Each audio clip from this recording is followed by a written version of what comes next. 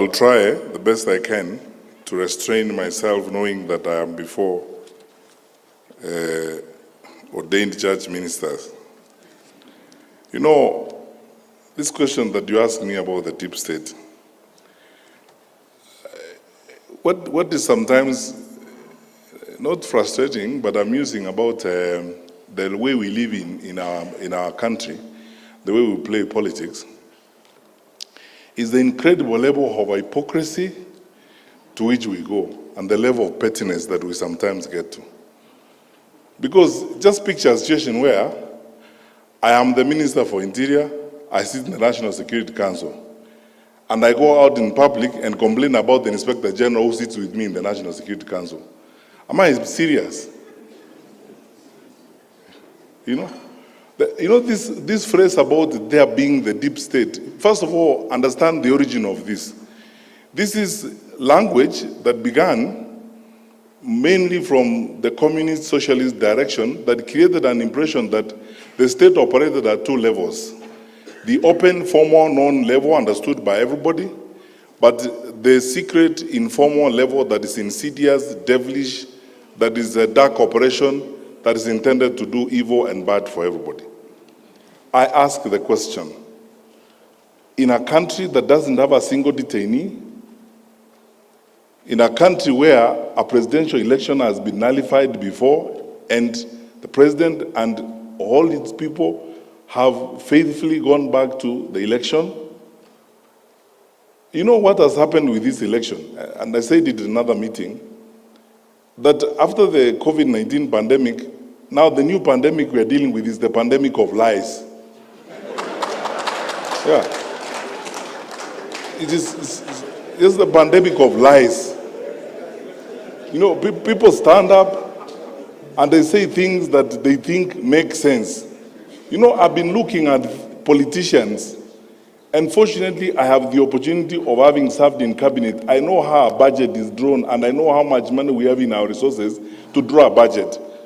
When a political leader, a national leader tells people, I will put aside 150 billion for market women, I'll put aside 50 billion for boda boda, I'll put aside 100 billion for this. I know how much our budget is and the projected growth of our budget. That time we have not talked about the amount of money that you are taking to counties, you have not talked about transfers for the education sector and so on. Where are you going to get that money to provide that kind of service? You're just lying to those people because you are telling them things they want to hear. And because they won't ask you questions, you just get along with it. You know, when you keep saying this deep state, who is that? And the people who are using that phrase and complaining are members of the National Security Council. They hold public offices. They tell you they are powerful people. So who is that? You know, this facade and stories that are being coined and being bandied around, just so that people create excuses and they camouflage around things that don't exist to survive, or create excuses and pathways of lying and carrying the public along with them. I want to ask you as church ministers, I am your son, and as a public servant, we have a country to serve. Let us not be victims of some of these lies that you keep hearing around. But things that just don't make sense even to a fool. How will you tell people? Yeah. How will you stand up? I'm asking you. How, Bishop, how will you stand up in public and tell me, who is that? And then you don't even have the courage enough to take a decision and say, okay, because I don't agree with the Attorney General and all these people, me, I'm not going to be party to you. In the morning, you speak like government. In the afternoon, you speak like opposition. You see, the question, let's be honest. You see, the total annihilation of common sense and betrayal of common sense in the political practice in this country is shocking. When you tell people about there being who is that? What is that deep state? The Inspector General who seated here? We have passed a constitution that requires us, it's in black and white. You know, even me, if I have to give directions to the Inspector General, the law requires that I put it in writing. And since I became Minister for Interior, I told the nation the other day, I've written 2 such letters, one to Boynet and one to him, to provide policy guidance. And even before I send it, I ask the Attorney General, does it pass muster? The Attorney General says, under the law, you can't do this. So, stop here, let us proceed. Now, how can you turn around in a country of the amount of freedom that we have?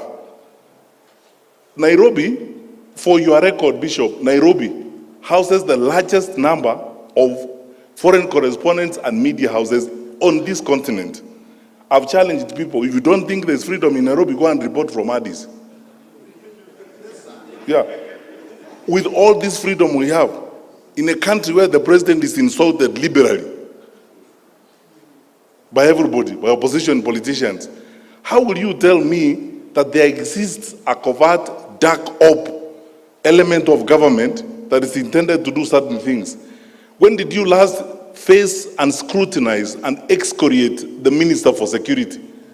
I am here to answer questions. Which is this dark side that exists? Where is it? Don't be drawn. I'm telling you, don't be drawn to some of this. You see, we are unfortunate that we have a brand of leaders. I told you earlier that the narrative we need to be discussing about the future of our country is how we handle corruption and how we create an integrity system of managing our country so that the resources God has given us can benefit our children and our children's children. Now, instead of having that conversation, the artists, the political artists who want to avoid that conversation, they come up with all manner of excuses. Oh, there are people who hate me called Deepstate, and you sit with them daily. So when do they become deep? When they are with you or when they are not with you?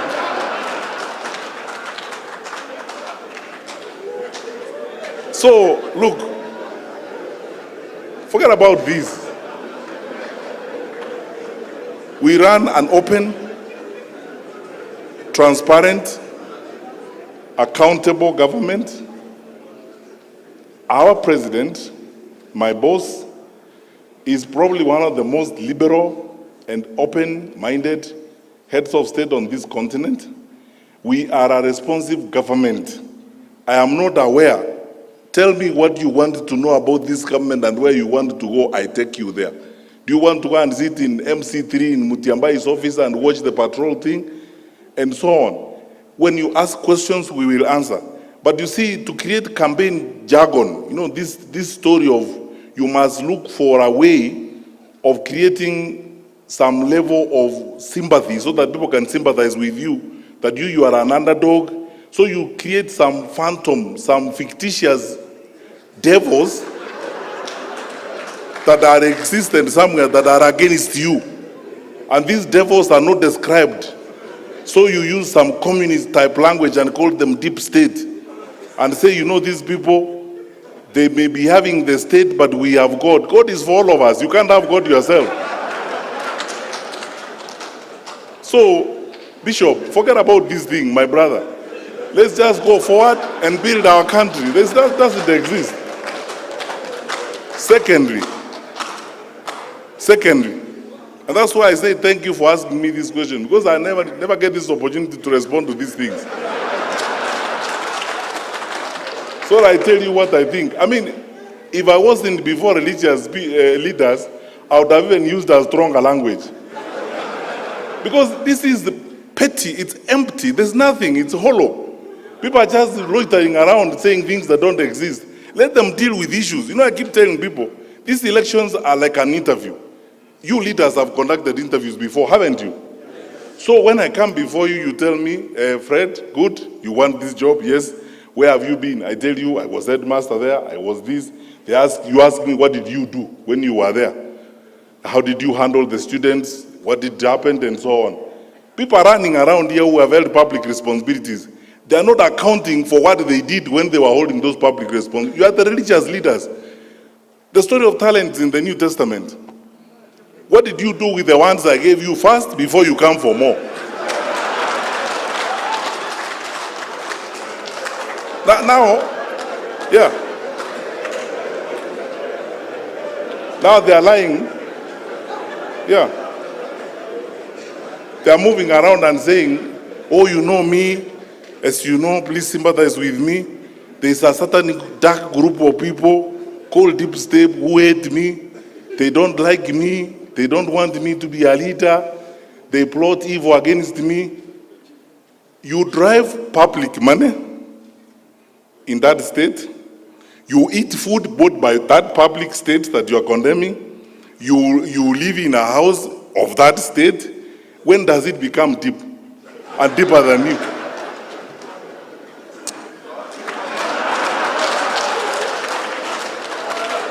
Forget about these jokes. Finally, you asked me, so I'm just responding to your question. You asked me, how are we okay if the president is involved? You know, sometimes I don't know whether to laugh or cry. Where do we live? We have to choose what we want. Do we want democracy or autocracy? We say, okay, we are a democratic institution. When did the president lose his democratic right? So that he's supposed to keep quiet because you are president, see no evil, hear no evil, say nothing. You are president. When you try to say, we tell you, no, you are president, keep quiet. So, don't say anything. And you are not supposed to associate with anybody, you are not supposed to tell anybody. I have not heard my boss, our president, anywhere in this country, both in private and in public, telling anybody, this is a presidential decree. You must go this way. I've never heard him say such things. The president speaks like the leader of our people, like we expect all leaders to speak. In my view, this is what I think I would like would happen to our country. And you have the democratic right to agree or disagree with him. And nothing will happen to you, by the way, if you disagree with him. And nothing will happen with you if you agree with him. That's the country we are building. You saw President Obama, before he left office, on the campaign trail for the Democratic Party candidate. Did that happen or it did not happen? That is supposed to be the icon of democracy in the world. I mean, you have seen presidents who are leaving office on the campaign trail for their successors and so on. The president is expressing his view. To gag the president and say now, you see, sometimes I wonder, one group of society is saying, our president is our leader, he should therefore guide us. Then he wakes up in the morning, he says, okay, good people, me, I think this is the way we should go. Another group comes and says, no, shut up, you are president, don't talk to us. It doesn't work like that. Allow me please to use this phrase, let's not be pretentious. Let's be honest to each other. And let us not sacrifice common sense on issues like this. Everybody can express themselves. We are in a free society. Sasa tujenge nchi yetu jamani. Na tushirikiane. Rais wetu means well. When he says, he doesn't tell us, oh, from today I have decreed. I've never heard him say that. Yeah, anasema mimi kwa maoni yangu vile naona, this is how it's. And you know, by the way, if he never gave any maoni, we'll also wonder, this one, he doesn't have a view about how we should go. And then now he's carrying the burden of leadership. As a leader, I have led you for 10 years now. I thank God for the opportunity. I've made my contribution. This is where I think I've moved the country to. And in my view, this is how I suggest we proceed.